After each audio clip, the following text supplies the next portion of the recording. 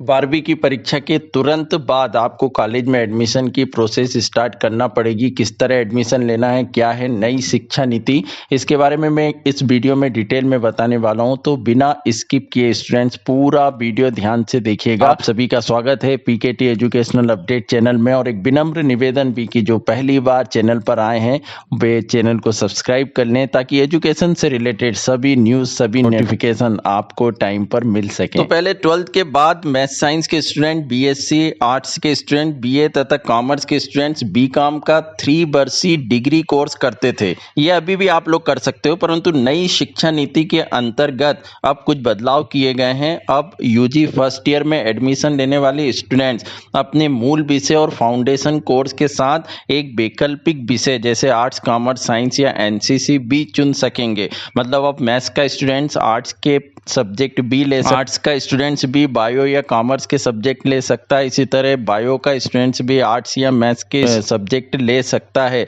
तो अब जो विषय है उसका कोई बंधन नहीं है। आप किसी भी संकाय के स्टूडेंट्स हो, आप सब्जेक्ट एक वैकल्पिक विषय में कोई सा भी सब्जेक्ट दूसरे विषय के आप ले सकते हो और साथ ही एनसीसी भी चुन सकते हो, परंतु एनसीसी उसी कंडीशन में आप ले सकते हो जबकि आपके कॉलेज में एनसीसी हो। या जो दूसरे विषय भी हैं, आप आर्ट्स वाले स्टूडेंट्स कॉमर्स के विषय तभी ले सकेंगे जब आपके कॉलेज में कॉमर्स संकाय भी संचालित किया जा रहा हो। और एक व्यावसायिक कोर्स भी आपको पढ़ना होगा। तो उच्च शिक्षा विभाग ने नई शिक्षा नीति के अंतर्गत स्टूडेंट्स को बहुआयामी शिक्षा देने की तैयारी कर ली है। इसमें एक फायदा और है स्टूडेंट्स की, मान लो आपने फर्स्ट ईयर में इतिहास विषय लेकर पढ़ाई की परंतु आपको लगा कि आपका डिसीजन गलत था, तो आप 1 साल बाद पढ़ाई को छोड़कर विषय बदलकर फिर से नए सब्जेक्ट के साथ पढ़ाई कर सकते हैं।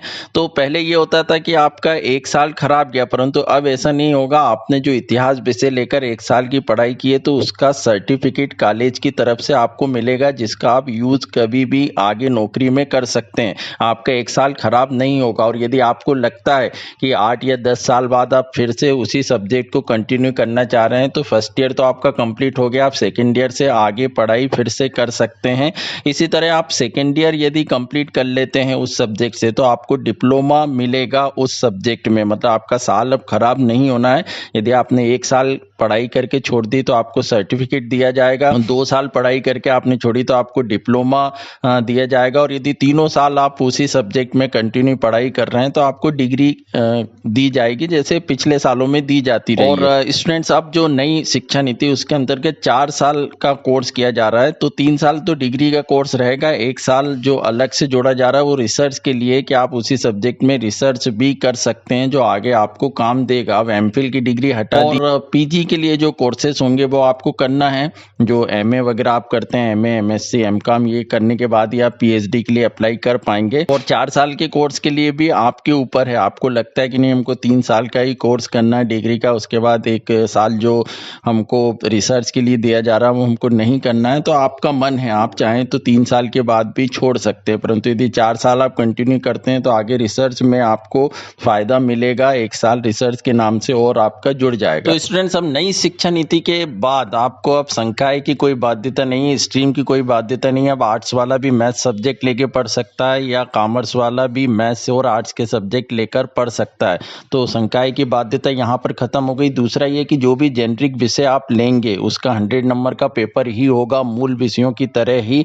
इसके बाद कुछ फॉरेन यूनिवर्सिटी के कोर्सेज भी आप लोग कॉलेज में कर सकते हैं। अब विदेशों से आई यूनिवर्सिटी के लिए भी आप एडमिशन ले सकते हैं जो इंडिया में आएंगी, उनमें अब आने वाली हैं बहुत सी यूनिवर्सिटीज, तो उसके कोर्स में भी आप दाखिला ले सकते हैं। उसके बाद कॉलेज में संचालित व्यावसायिक पाठ्यक्रम का डिप्लोमा भी आप ले सकते हैं। तो इस तरह ये सब करने की जो कोशिश है, जो नई योजना लाने की तैयारी है गवर्नमेंट की तरफ से नई शिक्षा नीति, उसमें केवल एक कारण है कि स्टूडेंट्स आगे जाकर उसके लिए कई जगह जॉब के दरवाजे खुले रहें, वो अपने रुचि के अनुसार किसी भी फील्ड में जा सकता है और नौकरी कर सकता है, केवल एक बंधन में बंध के नहीं रहे। तो इस तरह नई शिक्षा नीति आई है। इसमें अभी कुछ और बदलाव भी होने वाले हैं, वो नए समय में जैसे आते हैं मैं उसके बारे में आप सभी को बता दूंगा। पर फिलहाल सरकार की तरफ से ये ऐलान कर दिया गया है कि इसी सत्र से से जुलाई से कॉलेज में एडमिशन जो लेंगे फर्स्ट ईयर के स्टूडेंट्स, उनके लिए अब नई शिक्षा नीति के दरवाजे खुले हुए हैं। इस तरह उनको अब प्रोसेस रहेगी। तो आई थिंक स्टूडेंट्स आप सभी को ये बात समझ में आ गई होगी। यदि कोई डाउट्स है तो आप मुझसे ज़रूर पूछिएगा, और आगे जो भी अपडेट आता है इस एडमिशन्स को लेकर या जो भी नई शिक्षा नीति को लेकर मैं अगले वीडियो में आप लोगों के लिए लेकर आऊँगा। तो चैनल से जुड़े रहिए। Thank you so much.